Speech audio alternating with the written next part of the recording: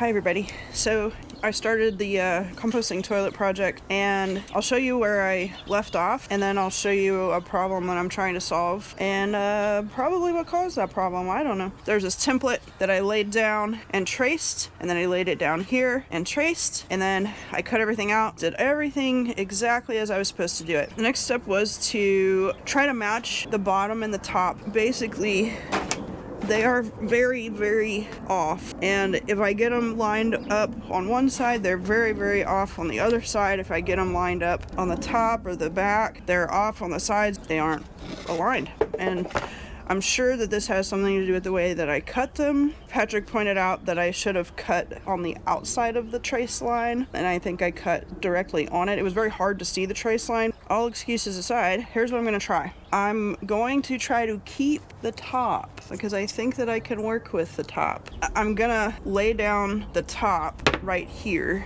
and use it to trace out an exact replica for the bottom. You might ask, oh, but what about the back? This piece was supposed to be used for the back. Well, luckily, the bottom piece that we can't use for the bottom is big enough to cut out a back piece. If I do all this right, I won't be losing any wood.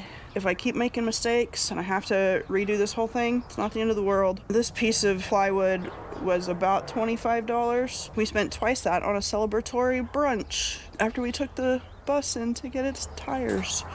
You know, it is what it is. That's what I'm going to try to do. We'll see how it goes. All right, here we go. Now my new goal is to cut so that I can still see the line once the whole thing is cut out. I'm gonna open up this plastic piece. I'm trying to remember. Yeah, okay. So you take this part. There's like a little clip thing. I don't know if you can see it, but you pull it forward and there we go. That was actually pretty easy now that we know what we're doing. Ain't that always the way? Wish me luck. Let's see. Oh, man. I don't know. Let's find out what's gonna happen here. Let's see how this matches up now. I mean, it should be bigger, right? Yep. Yeah. Perfect. So you screw this together, you get that sander out. And yeah. Bob's your uncle, baby. Look at that. All right, y'all. All is not lost. I still need to cut out the back though, so let me do that really fast.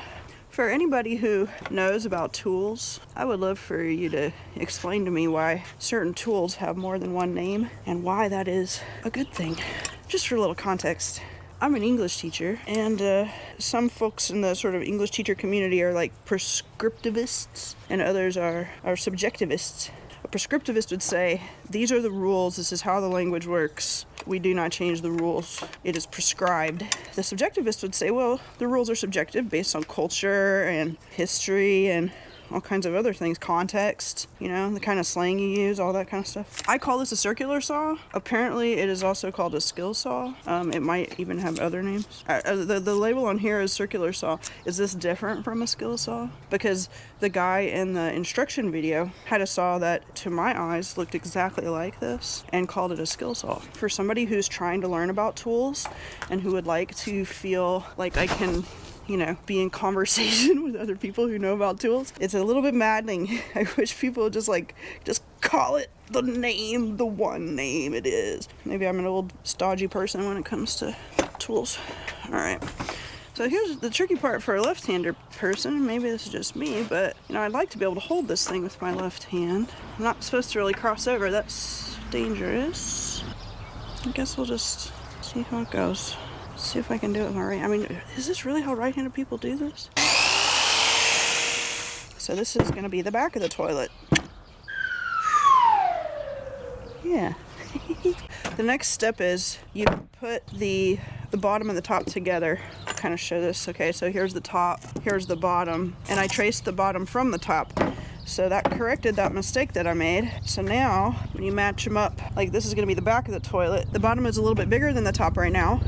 on purpose, that's by design. Take some of these pre-drilled holes, 2 in the back and 1 in the front. Drill these together. We just bought the screwdriver, it's cool. It comes with all of these little bits, and then it also comes with this smaller screwdriver. It's basically an insert, but it holds little tiny bits. So I'm just gonna put each of these in just far enough so that the 2 pieces are attached. And then the next step is for me to get out the sander and to sand these down to make sure that they're the same shape and size. I'm probably also gonna sand the inside of this a bit. It's a little rough, not very good with the jigsaw yet. There's actually a step before the sanding that I forgot about. So I'm gonna use the same drill bit that I used yesterday to make these pilot holes. So I'm gonna do it all the way through. I'm gonna turn this over, and then I'm gonna use my number 12 countersink. That little guy.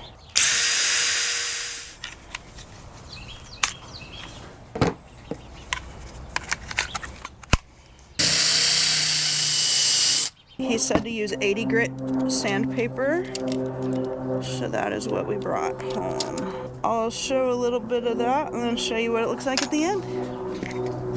Let's see how this goes.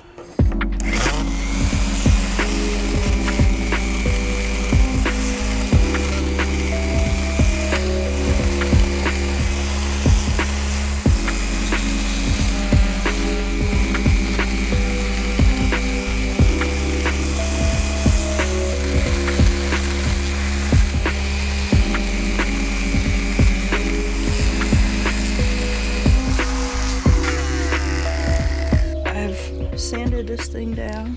Got the top and sanded and the bottom matching up almost perfectly. There's a tiny little bit there, but the next step requires me to get my template back out. Good thing I didn't throw that away. Basically mark where each of these are. This is where these posts are gonna go. I've pulled the bottom and the top apart. The sides that have the countersinks in them are facing up right now because we are going to be putting our screws in just a little bit. I'll show you.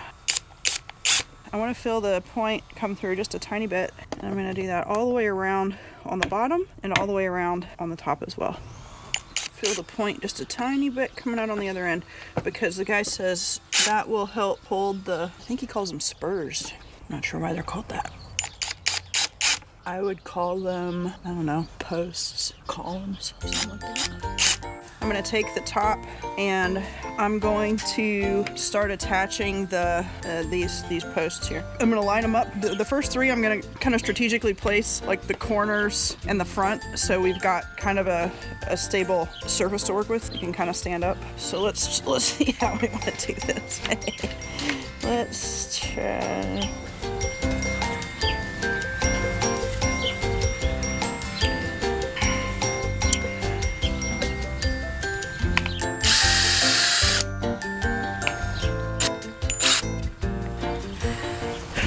One down, 13 to go. Hey baby, it's standing up. You want to look at it? It's a toilet table. Very avant-garde. I just feel like every stage, it's like, what kind of foolishness? What kind of mistake can I make this time? Let's find out. Excellent. Turning it upside down. Do the same thing. That's awesome. Holy carmoly. We have the shape of a toilet. Look at that. That's really sturdy. Oh my god. We have the shell of a toilet, y'all. That's very exciting.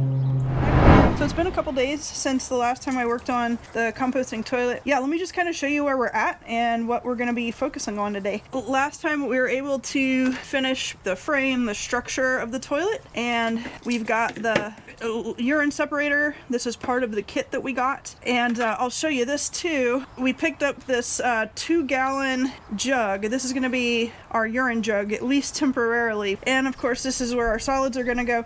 So it's a little bit tight, but it all goes in. Put this way in the back, and then we put the there, yeah, it takes a little bit to get it in there, but once it's in there, it's in there. And then voila, and there's the magic. So you can see that the urine diverter part goes directly into this 2-gallon jug, and the solid waste part goes here. This is galvanized aluminum. Took me a minute to remember that word. Anyway, galvanized aluminum, supposedly used for flashing, but we're gonna use it to cover this and to cover the top as well. But I'm very excited because we ordered a bunch of peel and stick tiles, a bunch of different styles, just to kind of try out and see what we might like to use in the kitchen, on the steps coming into the bus, a bunch of different areas. We're actually going to use some of those peel and stick tiles to decorate the outside after we get this flashing on, because we're not like super into the like industrial metal aluminum look. It's okay. There's nothing wrong with it. I think it'll look kind of neat once we put some of those tiles on it. So stick around, we'll show you what that looks like. The flashing is exactly the right height, which is kind of cool. So we don't have to cut this part off. I'm gonna go ahead and remove this sticker. The sticker is super annoying. It just wants to be a sticker, which I don't want it to be a sticker anymore. This is why everything we do takes like twice as long as we think it's gonna take, because there's always something. I might not even have to take that sticker off. If I end up using the peel and stick tile, I might just put tile right over that so I don't have to worry about it. Let me start here. I kind of think I should do the ratchet strap. I think I'm going to drill the holes. So basically the post that I'm going to attach this to is 1.5 inches wide. And so I want to make the holes at about the 3/4 inch mark.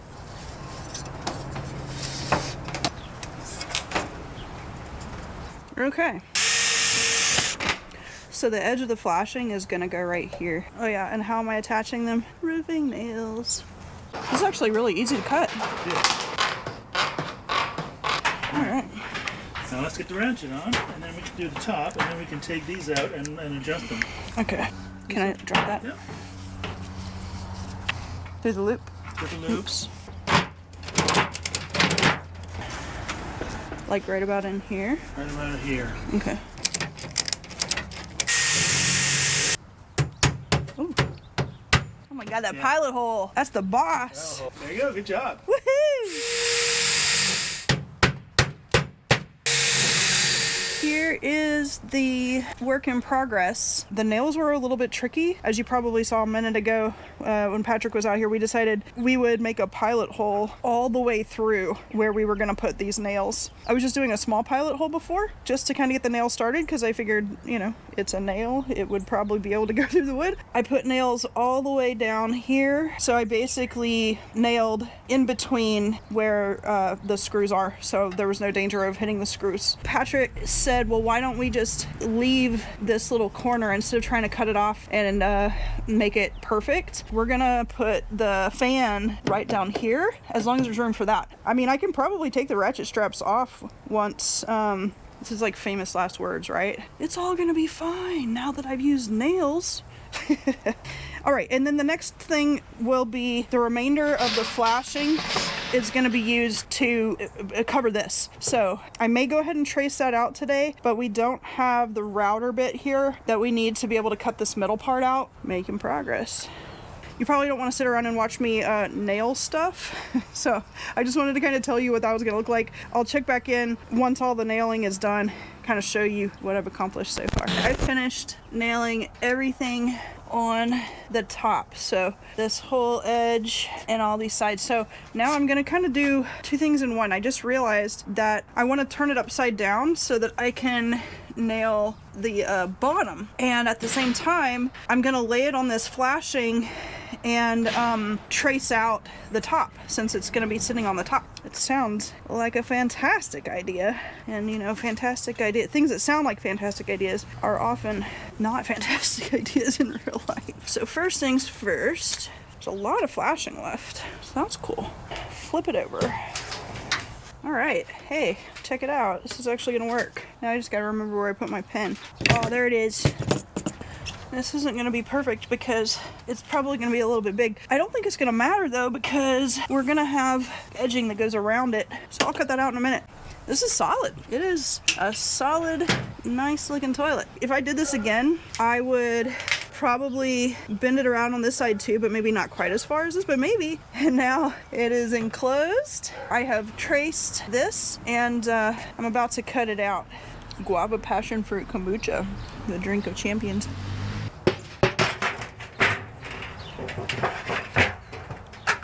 Holy cramoly, so excited. We will be cutting the middle out here, but we've got to get the bit is out of the bus. It actually hasn't taken a ton of time to do this. We had to wait for the aluminum to come in to do that part. I'm gonna use this spray adhesive to get this to stick on. And you might be wondering, but Jamie, isn't there supposed to be a hole there? Yes, there is. I'm going to use my trusty hammer. The reason I'm using the hammer, by the way, instead of something easier like a drill, is because we took a bunch of stuff back to the bus and that's like half an hour away. Basically the goal is to hammer a hole in this so that I can fit these scissors into it. So I'm gonna cut out a rough circle. Doesn't need to be exact. And then I've got this fancy router bit. This will be the first time in my life I've ever used a router, so we'll see how that goes too.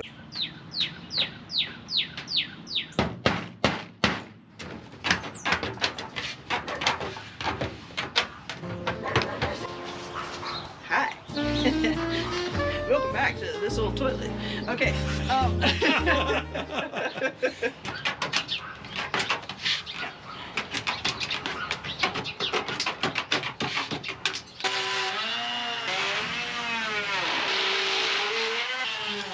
Okay, see what I'm doing? Nice and slow. Keep pressing and follow the let the thing follow the thing. Hold it like this. Yes.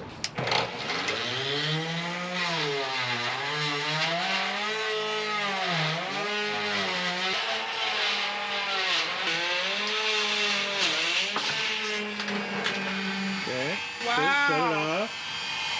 That's amazing. That's actually really good. Wow. Good job. That was perfect. Thanks, honey. Well, you did a good portion of it. And now I'll take the sander and just do a little bit of bzz around the edge because that is super duper sharp. Okay. A little bit. A bunch of burrs. All right, so Patrick ordered this molding from where? Not Amazon or Lowe's or any of the places we usually order from. He might be able to tell you in the description. But it just came today and it's 6 feet. We only need like 52 inches, so we're in good shape. It will require some bending. Today should be the last day that I work on the composting toilet, and I want to kind of give you a preview of basically what it's going to look like by the time I'm finished, and then we'll get into the steps. So this is pretty much what it's going to look like from afar. Over on this side there's an ugly sticker we got to do something about. Also, we're going to be putting some peel and stick tile on this, so that'll be kind of a fun last step. I have not actually installed the seat yet. It's just sitting for right now. We were kind of doing a dry fit to kind of determine where it should be. We watched someone on YouTube do a review after a year of using this toilet. They had made a small mistake. They basically installed the seat too close to the urine diverter, so there was like an overlap. It was kind of a pain to take the urine diverter out, and so we're gonna just make sure that there's a little bit of space. Yeah, so right now I'm kind of fitting the edging here, making sure that it's not going to interfere with the nails that we put on. It looks like it's going to be out of the way of that, so go ahead and make my pilot hole. Let's see here. Okay.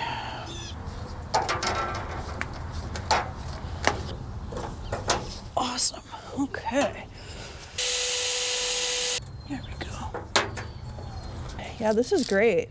This fits perfectly. And it bends easily. So this trim is basically what's going to make it so the aluminum isn't sharp. This is the kind of the biggest curve. That's looking pretty good. I'll show you up close here. So you can kind of see how it's going around this side there. It's going all the way around just the way it's supposed to. So wonder what would happen if I tried to bend it. Famous last words. Should I try? Should I see what happens? Nothing terrible happens. Well, that's good. Nice. I mean, heck, why not? You can tell I'm really serious about this work today because I'm wearing Crocs and my fuzzy socks. Oh my God. Listen, don't knock it till you try it. It's so comfy. There's the back of our toilet. Everything is trimmed out. Looking good. You guys, this is great. I have put on the first few peel and stick tiles, and we got some more of a similar kind. Hi, Percy Bear. What's up, buddy? Through Amazon. With these peel and stick tiles, it's very simple. There is a plastic film over the front, and then there is paper on the back. So you take off the plastic film, take off the paper, place it where you want it to go. The way that I'm doing it, just to kind of show you here, you can kind of see I'm leaving like a little bit of line in the middle, so it kind of looks like grout. So you can kind of still see the aluminum. I'm kind of just eyeballing it, trying to make the fake grout line about the same size. I will do some of these and show you what it looks like. We're gonna do a little dry fit of our toilet.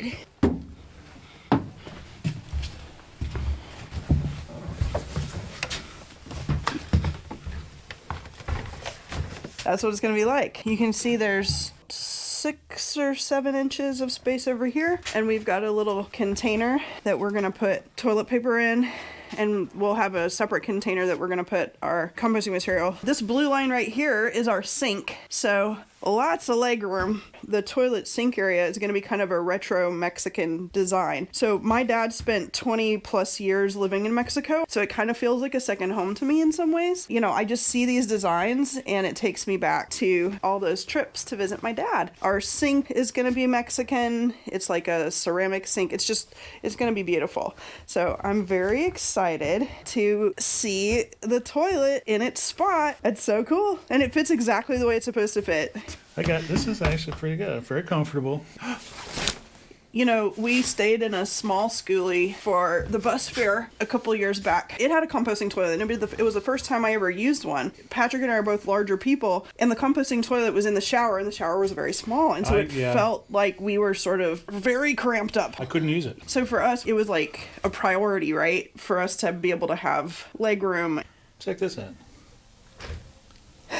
I know that's probably normal for a lot of people. I grew up with toilet seats that slammed constantly. Yeah. I love this. I'm not going to walk away. It's a quiet, gentle close. It's very nice. It doesn't slam. I also just want to say that these tiles are super easy. You know, I was worried that they were gonna, I don't know, if I peeled them off, they would break or tear or anything like that. They're super strong. They're made out of some kind of material, very easy to clean. There were several times where I would put a tile on and I didn't like the placement, and I would just rip it right back off, redo it. I'm just very satisfied with it. Me too. That's what we're going to talk about. If you look around for this little video, you can see a lot of changes inside Maggie. So watch for that video. We're going to talk about the insulation, our plan for the insulation, and what we decided to go with and why. You're getting a little sneak peek right now, but you don't tell anybody. All right. Thanks for watching. See you next week. Bye.